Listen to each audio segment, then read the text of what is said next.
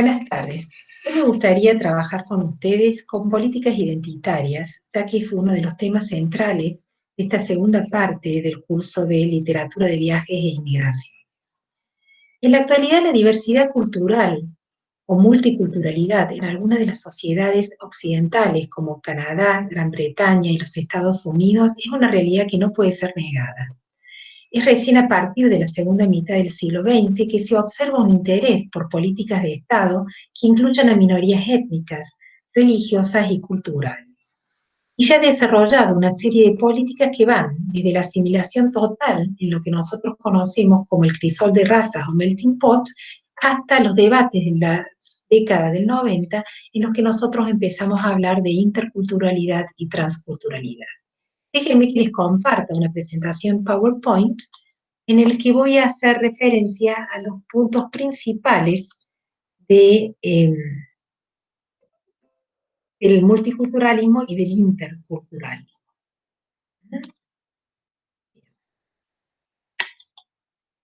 Como les decía, en la década del 60 hablábamos del crisol de razas o del melting pot en los Estados Unidos. Se esperaba que los inmigrantes, en ese entonces, se esperaba que los inmigrantes abandonasen todas las culturas de orígenes, las prácticas culturales y se asimilaran totalmente a la nueva cultura. Es por eso que se utilizaba la metáfora del melting pot como una gran olla en la que a temperaturas extremas las razas se fundían en una sola, borrándose así todos los rasgos culturales propios de los inmigrantes. Ese crisol de razas se podría interpretar como una convivencia armoniosa a través de la asimilación, pero también como la pérdida de la identidad cultural a través de la desaparición de todos aquellos rasgos propios de cada cultura. En Canadá se utilizaba la metáfora del mosaico étnico porque en el territorio canadiense convivían tres minorías nacionales. De cualquier forma, indistinto del término que se utilizara para denominar a esta política, ya sea crisol de raza o mosaico étnico, todos tenían como objetivo una convivencia armoniosa a través de la asimilación y se caracterizaban por borrar las diferencias entre los rasgos distintivos de cada cultura. Recién a partir de los 70 se empieza a tener en cuenta la importancia de conservar las diferencias de cada cultura y se utiliza la metáfora de la ensaladera o de salad bowl, en el cual todas las culturas, o sea, ¿a qué hace referencia esta metáfora? Que todas las culturas están contenidas por el mismo territorio nacional, pero conservan sus diferencias. Como la ensalada que está contenida por la ensaladera, uno puede distinguir los distintos ingredientes y no se mezclan, sino que están contenidos en el mismo recipiente. Es lo que entonces nosotros podríamos asociar hoy en día con los inicios del multiculturalismo. Y recién, a partir de los 90, que se da una política de integración donde se mantienen las diferencias culturales y se fomenta la igualdad de oportunidades a través de distintas políticas de Estado. Y surgen distintas cuestiones, tales como la relación que se establece entre el Estado y la cultura, y si se debería o no ignorar la diversidad cultural de esos grupos que comparten el mismo territorio nacional. Estos debates traen como resultados distintas posiciones y van a surgir teóricos a favor del multiculturalismo y otros en contra.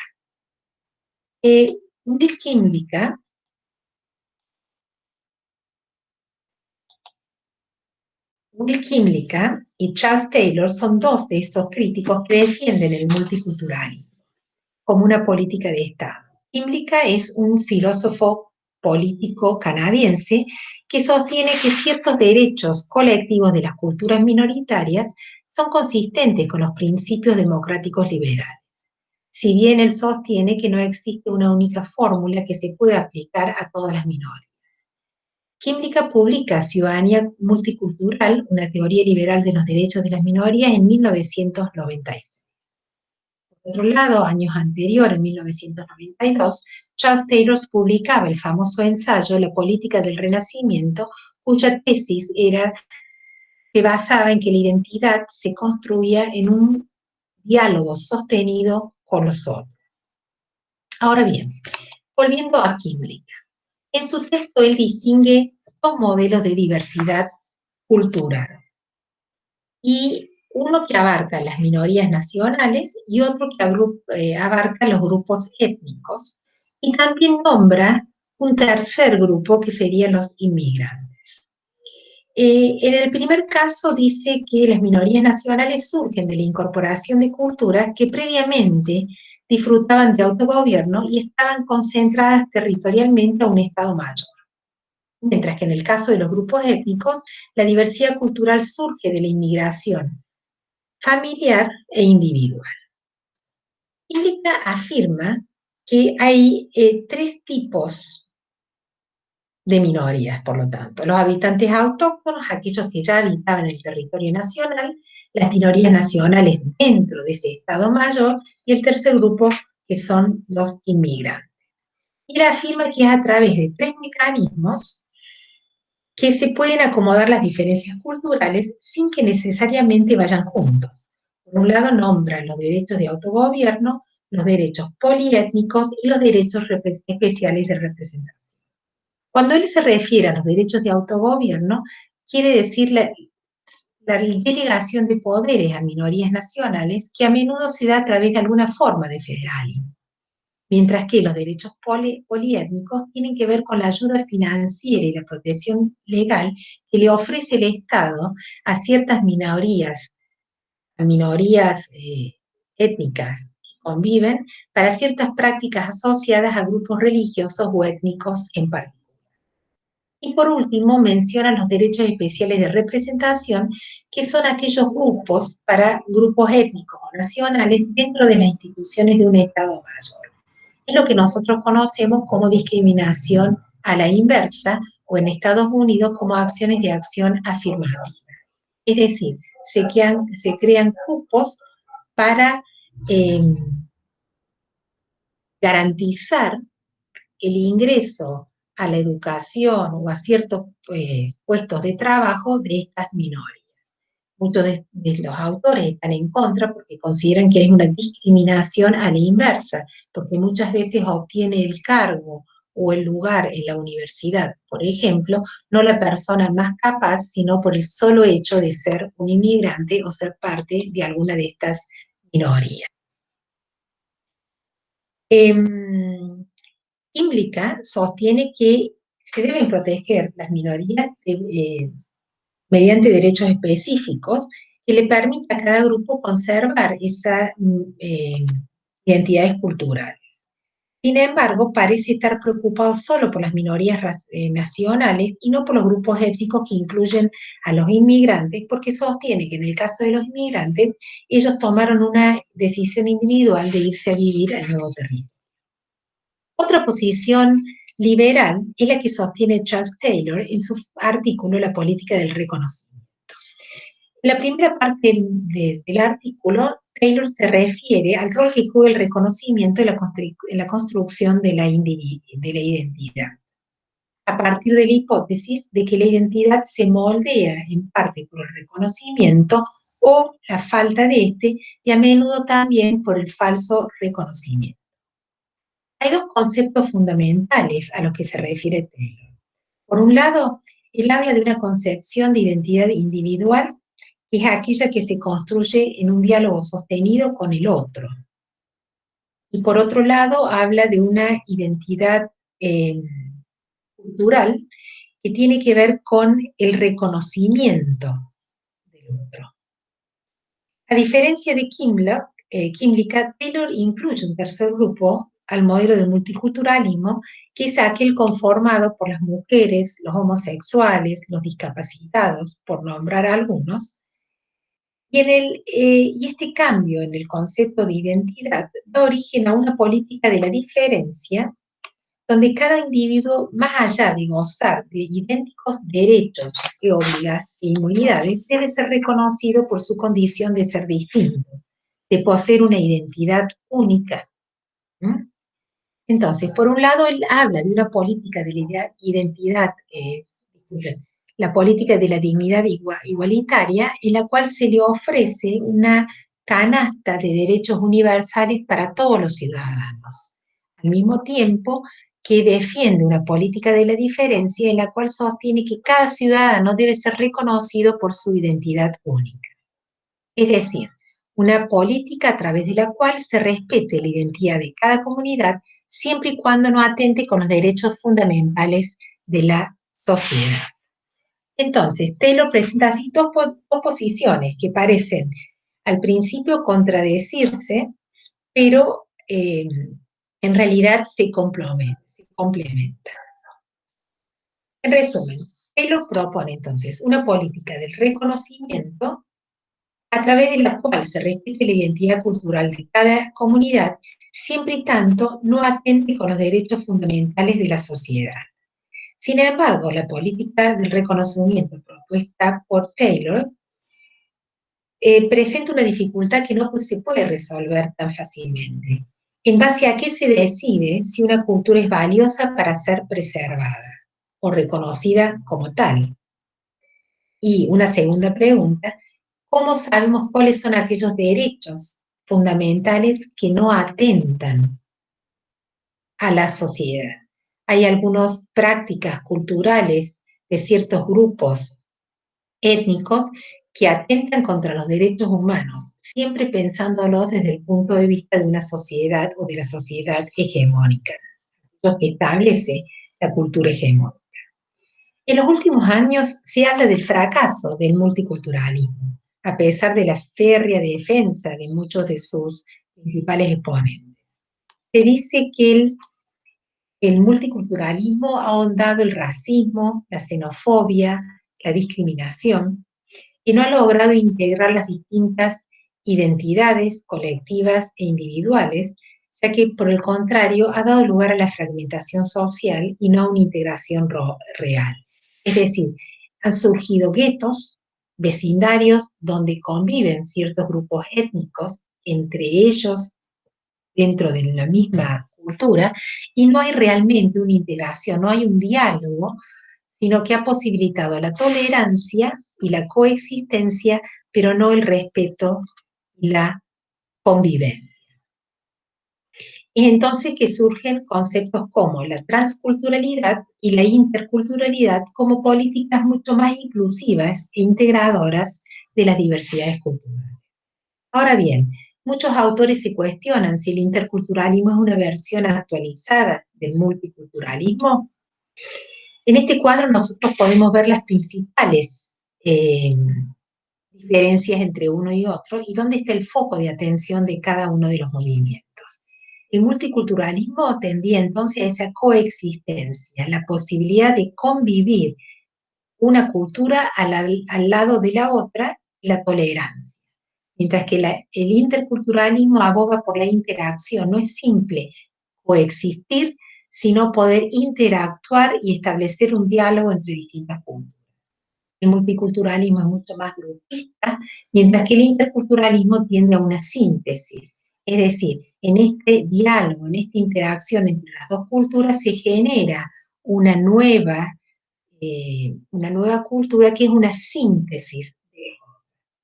No desaparecen los rasgos típicos de cada cultura, sino que se crea algo nuevo a partir de esos rasgos.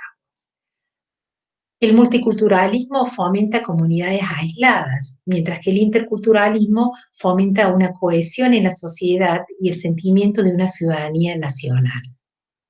El multiculturalismo, si bien está basado sobre prácticas liberales, suele ser relativista y liberal, mientras que el interculturalismo justamente hace esa crítica de las prácticas del multiculturalismo. Es decir, el acento en el interculturalismo está puesto en la palabra interacción, en la palabra diálogo, porque de esa manera se pueden terminar con los grupos, se pueden terminar con los guetos y se tiende a esa síntesis que luego vamos a ver, también la menciona Homi Bhabha. Si bien el multiculturalismo surge como una preocupación política de dar respuesta a las minorías en Canadá, Gran Bretaña y los Estados Unidos, los mismos derechos que tiene la sociedad hegemónica, el proyecto multicultural también se debate en el contexto latinoamericano. El término transculturación fue utilizado por primera vez por Fernando Ortiz, un antropólogo cubano en los años 40, para explicar los diferentes fenómenos que se originaban en Cuba por las complejas transmutaciones de cultura y en respuesta al uso del término aculturación, que para Fernando Ortiz no expresaba las distintas fases de ese proceso de transición de una cultura a otra.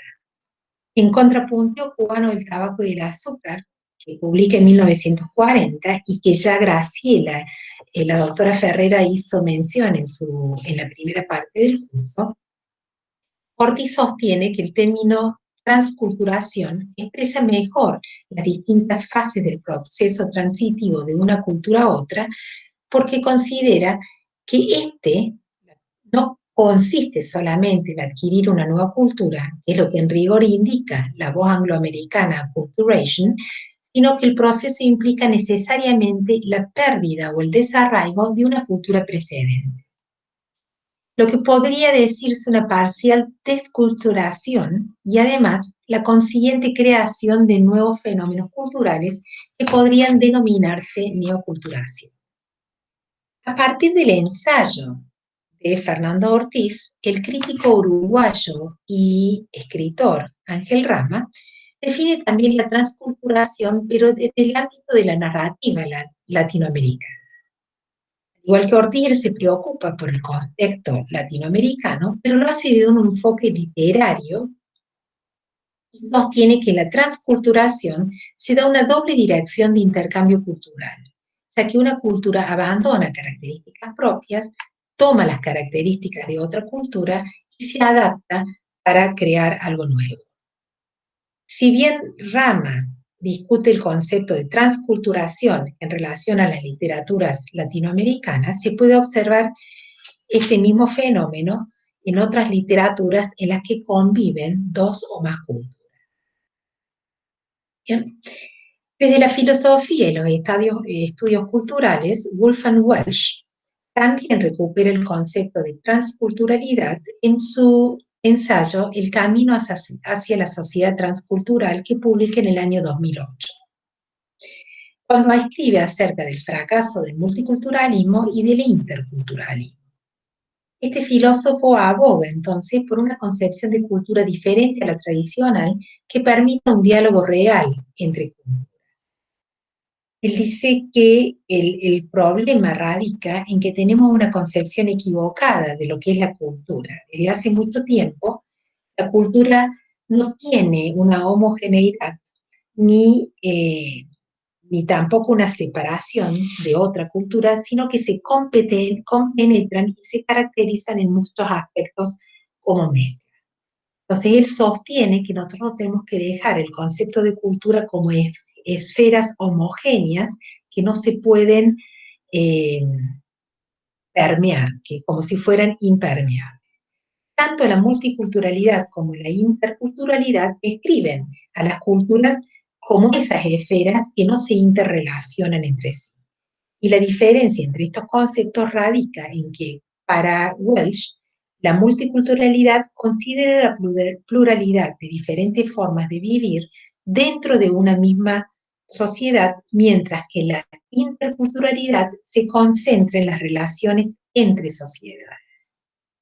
Entonces, para Welsh, la multiculturalidad se ha estancado en el tiempo.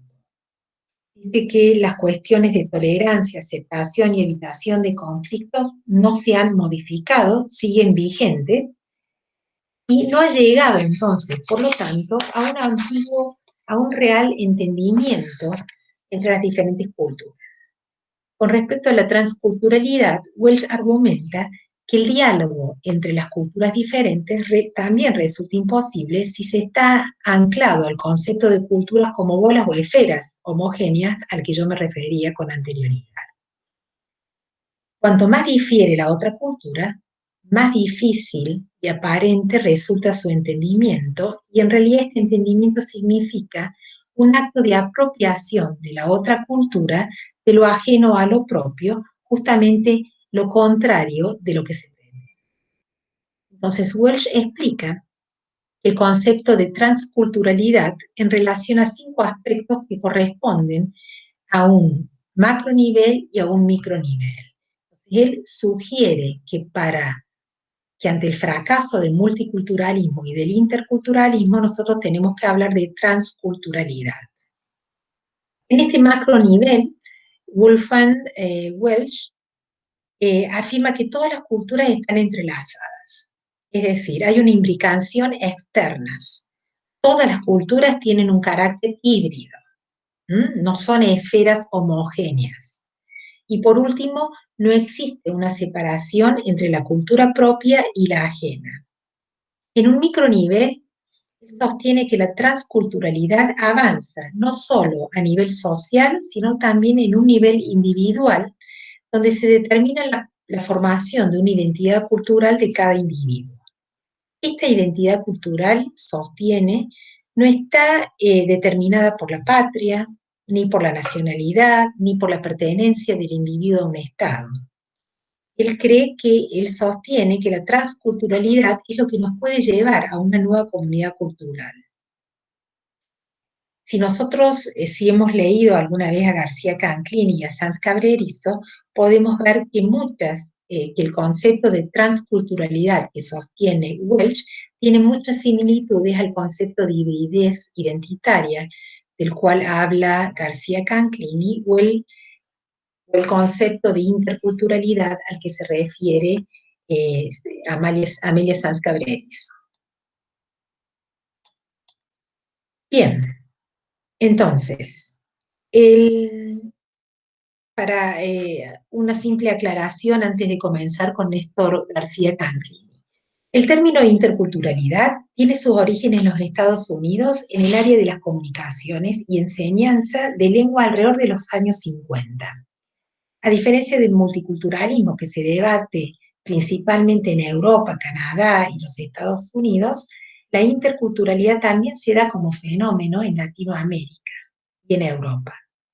En Europa surge a raíz del gran número de inmigrantes, mientras que en Latinoamérica se debe a la demanda del reconocimiento, tanto cultural como político, de los grupos autóctonos de la región.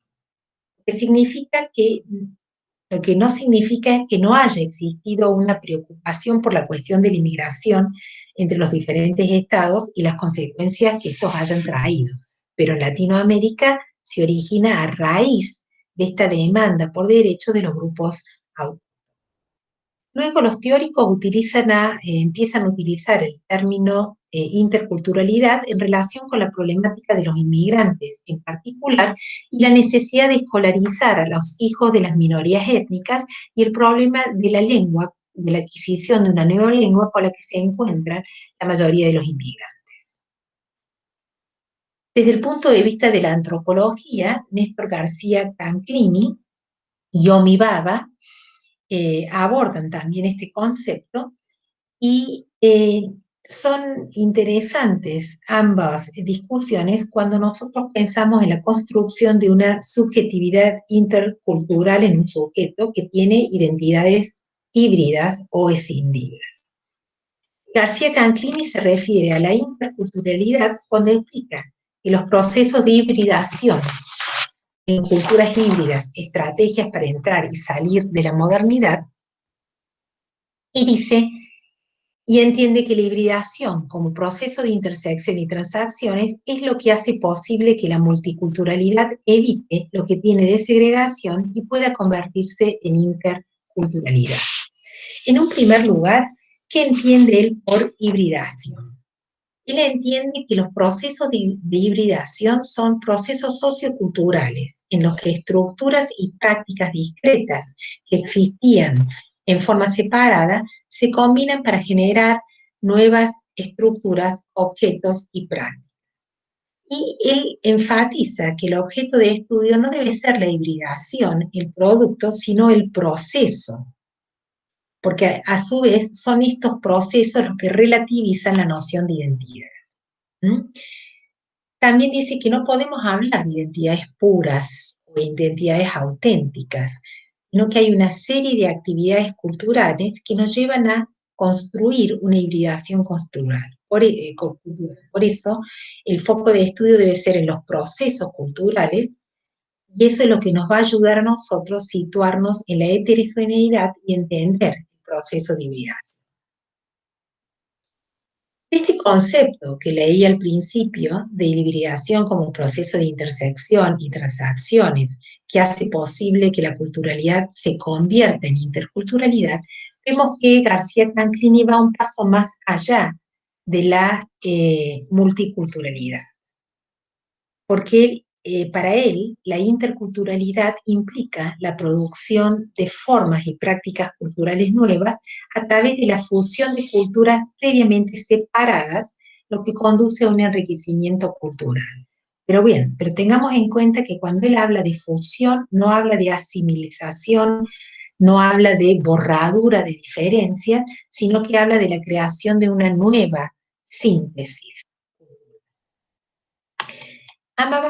Homi Bhabha, también antropólogo, defiende la interculturalidad cuando habla del concepto del entremedio o del in-between. En The Location of Culture, el texto que él publica en 1994, Bhabha sostiene que los discursos del multiculturalismo, por ejemplo, funcionan conflictivamente. Son estrategias por las cuales la formación cultural dominante busca controlar las minorías.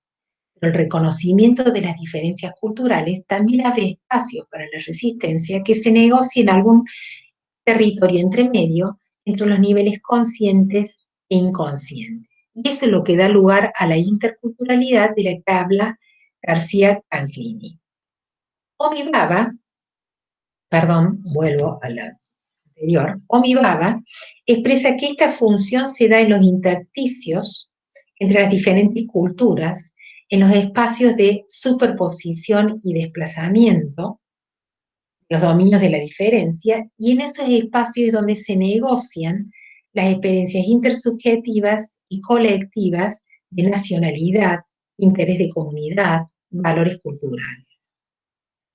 Con respecto al concepto de hibridación que menciona García Canclini, Homi Bhabha consagra este término como lugar de negociación. Para él la hibridación tiene que ver con negociación y dialogismo, cuando se refiere a la existencia de entidades culturales discretas que se desarrollan a partir de una cierta homogeneización.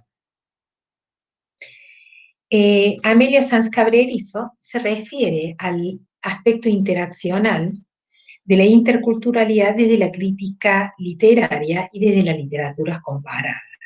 Aporte que es muy interesante para lo que nosotros vamos a analizar en los dos textos de ficción propuestos. En Intercultura, Transliteraturas, que publica en el año 2008, Sanz Cabrerizo sostiene que el término interculturalidad implica la idea de interrelaciones e intercambios entre culturas diferentes, pero no tanto como objetos independientes, es decir, no como dos culturas en contacto, sino como la interacción gracias a la cual esos objetos se constituyen y se comunican. De esto se desprende que los diferentes grupos sociales no coexisten de forma totalmente aisladas, sino que al interactuar con los otros adquieren conciencia de sus diferencias. La autora sostiene que la noción de interculturalidad cuestiona el modelo multicultural al incluir una dimensión de integración en las relaciones de interacción.